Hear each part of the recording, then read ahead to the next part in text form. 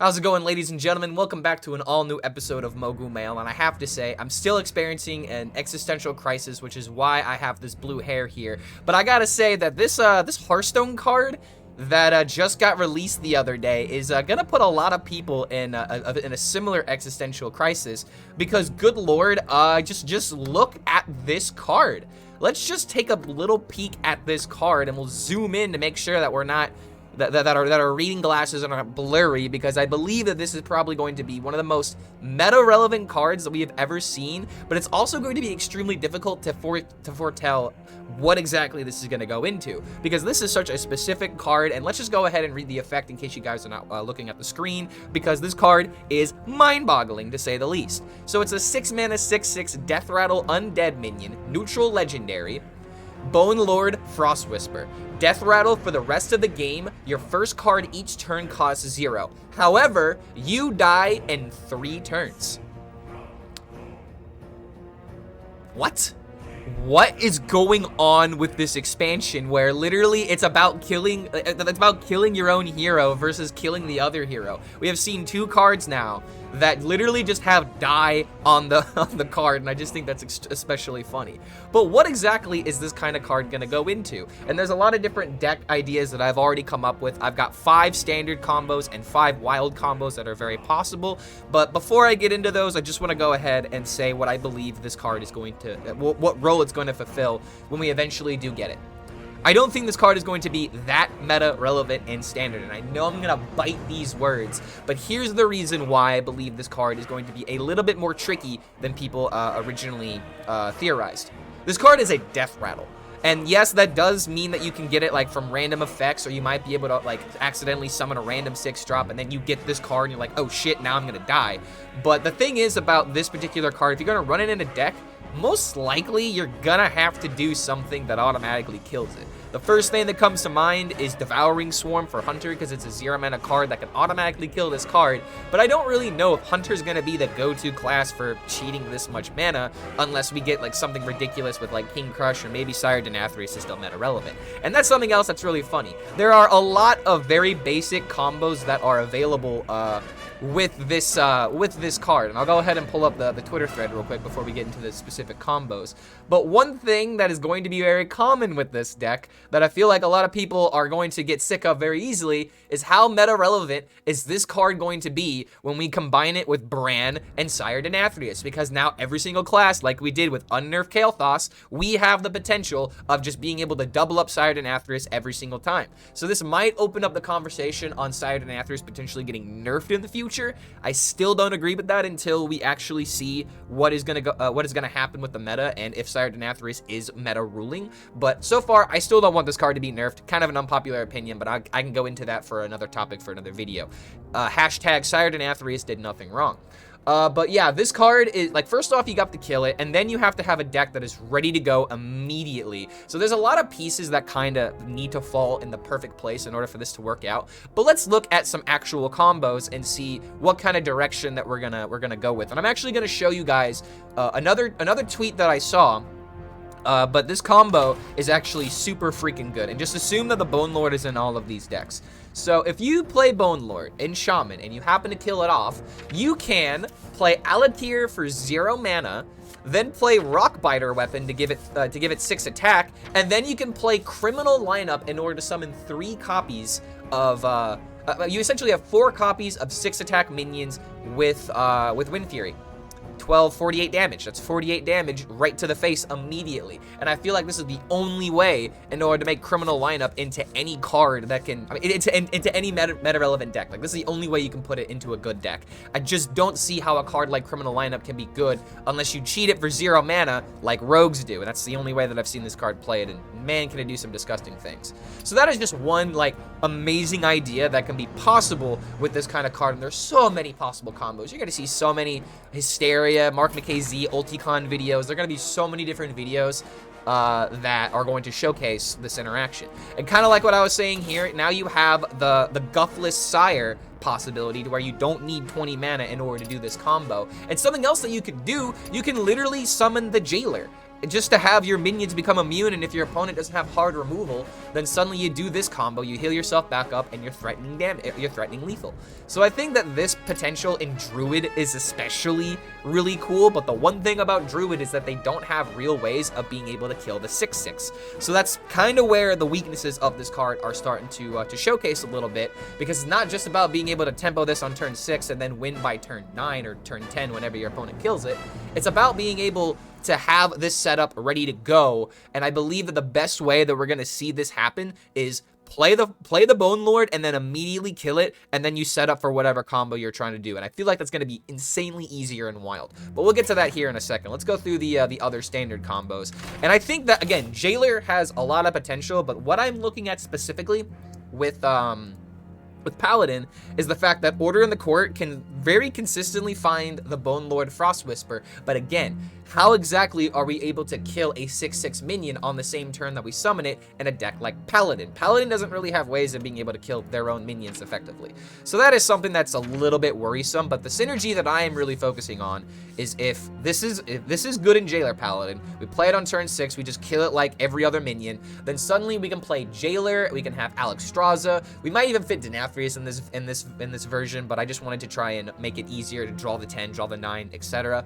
And then eventually you have Battleground Battlemaster to actually finish off the game, and especially when you need to kill your opponent in 3 turns, I feel like this actually does become a little bit more relevant.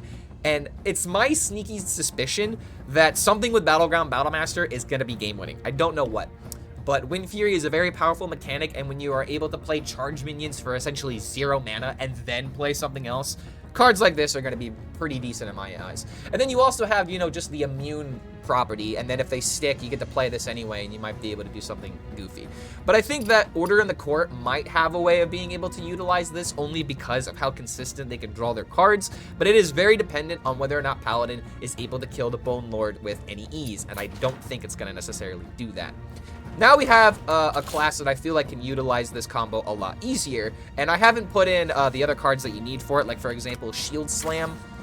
The way that you would be able to set up this combo is pretty much like regular Charge Warrior, but maybe there's a way to take out to the fronts, just because like this card just doesn't see any play unless you're winning the game. So if you just are able to cut this and you have one card that fills that role, it might be a little bit easier.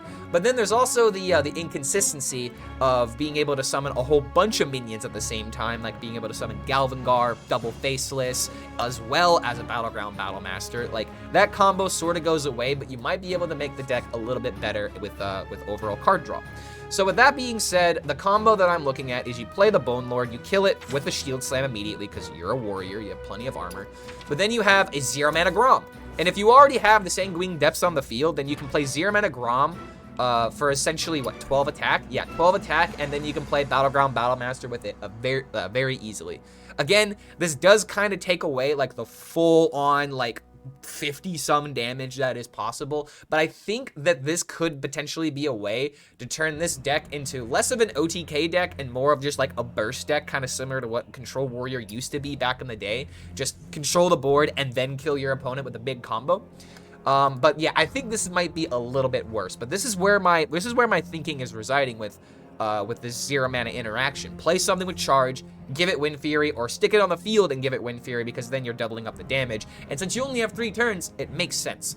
But this combo is a little less doable, in my opinion. You might still need to the fronts, and that just might, you know, cancel out why you'd play this in the deck, but I believe that there's something out there with charge that can make this this Bonelord possible. And also, Warrior has the Shield Slam going for it to be able to kill the minion immediately. So that's another reason why I think Warrior could potentially be good with this archetype. And now, the other Sire combo that's going to be possible in Standard. Oh my god. I was properly added on Twitter with a great combo, and let me just go ahead and pull that up so that way I don't misspeak, because when I first saw this, I'm like, oh wait, dude, you don't have enough mana. Turns out you actually do have enough mana in order to pop off this combo. So case in point, let me find it real quick. So what's going on here, what is going on with this combo is that we're wanting to play Kael'thas for 0 mana. We play the 6/6, we kill it off somehow, and then we have a 0 mana Kael'thas. And I feel like there are a lot of Kael'thas combos that could be possible with this, but It's just about whether or not the deck is actually going to be able to fit all of these cards, and Control Shaman historically has been able to do that. So if you have a 0 mana Kael'thas and you play Bran, that's already, you're on your 3rd minion and you've only spent 3 mana.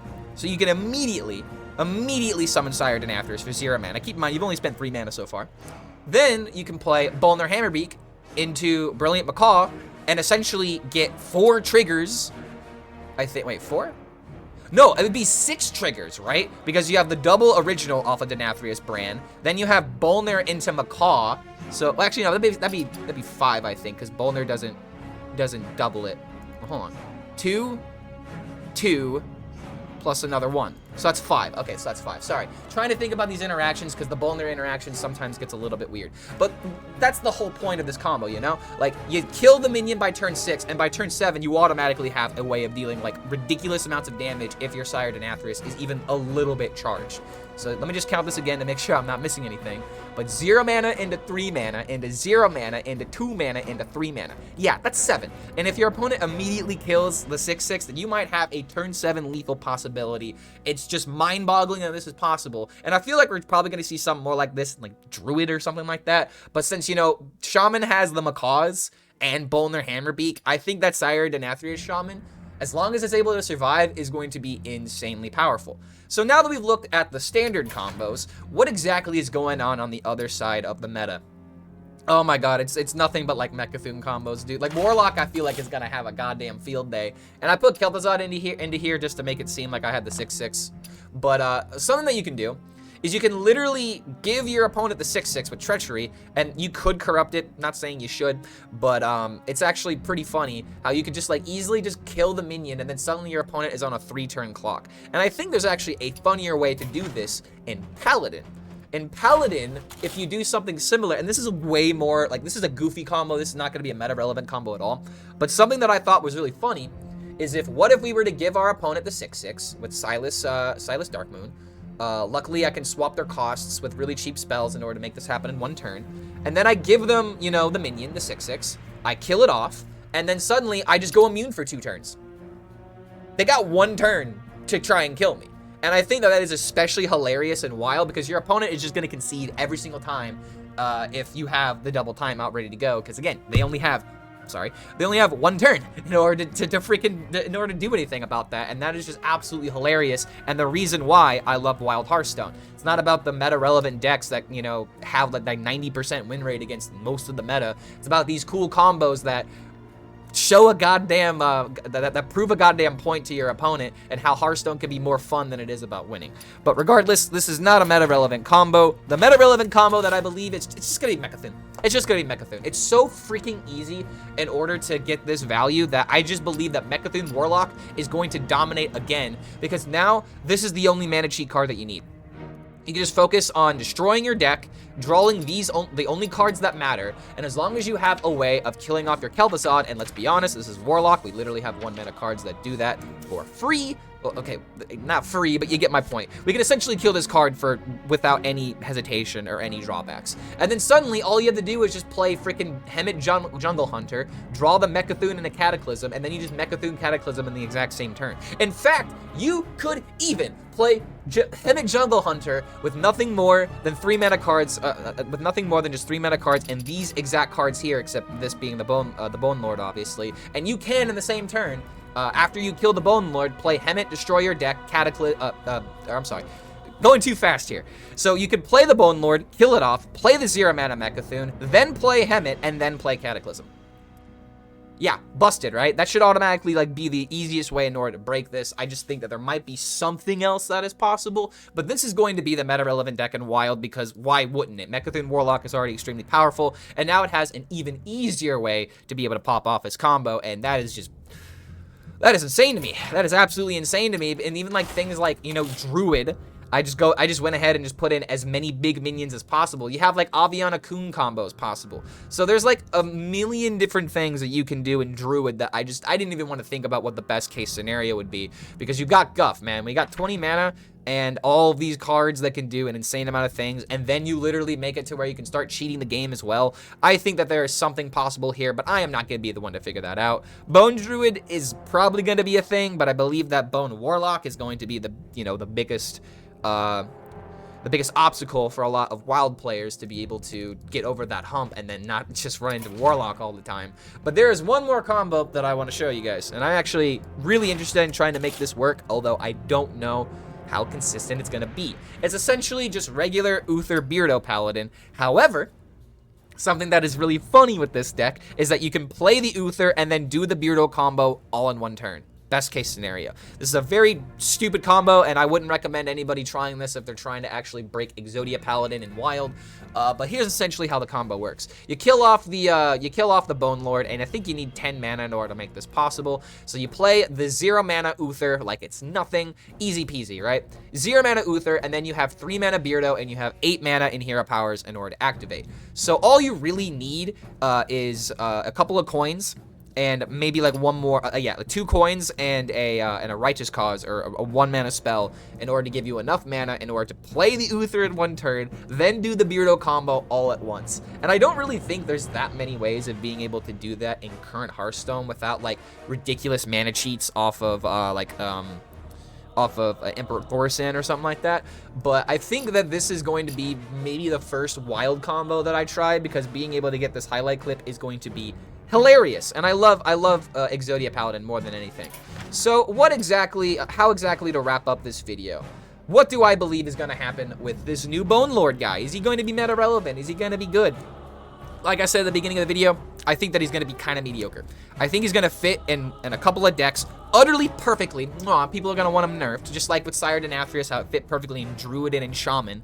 But Warlock looks like he can really abuse it. Warrior might be able to abuse this in some way. I think that Priest can maybe do something with this, but I'm not a Priest player, so I really can't tell you guys. Priest doesn't really have a lot of ways of killing people, so maybe not that. But overall, what I'm trying to say is that whatever class is going to use this card the best is going to be able to kill it off on its own accord. It's not just going to be in a deck to where you tempo it on turn 6, hope that it dies, or hope that it doesn't get like silenced or devolved or something like that, and then you can do your combo. I feel like the only way that's going to happen is if we have a very minion-based meta that doesn't run silence, and we have Evolve Shaman now, so maybe that deck might be a new norm. But it's just one of those things to where there's a lot of ways that this thing can fall apart, but there's also a lot of things that just can completely win the game. I mean, it literally kills you in 3 turns. This is the most consistent card that we've ever seen, because someone will die in 3 turns or less. Somebody will. And I think that's actually a really cool thing to add into the game, especially for these players that say that they don't like drawn out half-an-hour games. But I think that this card is really good. But the important question is, what do you guys think about this card? Do you think that it's going to be meta relevant? Do you think it's just going to be a meme? Or do you think that there is going to be a top tier deck that's going to have to get nerfed in the first week because of this? Because keep in mind, I didn't even talk about what could happen in the Death Knight class. I think the Death Knight class is a little bit more with this card, just because there's not a lot of like heavy mana kill cards. Like there's a lot of really good cards in that class, but there's nothing like Grommash HELLSCREAM, and there's nothing like a charge minion that does a ridiculous amount of damage to where you can double it up. So I think that Death Knight is probably not going to focus on this card, but who knows? I might eat my words after this video gets posted in about a month or so as we figure out what's going on with these cards. But that is my opinion on these. Guys, if you enjoy this kind of video, if you enjoy me ranting or just hearing me talk, feel free to subscribe, drop a like, do all that kind of stuff, yada, yada, yada. I hate saying this kind of stuff as a YouTuber, but it's something that you gotta do, right? But in any case, thank you for watching until the very end of this video, and if you have any kind of combos or any sort of suggestions on how to make this card busted, feel free to let me know, and I would gladly give you credit in case I ever make a video of it in the past. But in any case, thanks for hanging out with us. I'll see you next time, and hopefully December 6th comes very quickly, because these cards are cool as hell. Thank you so much for watching. We'll see you for the next video.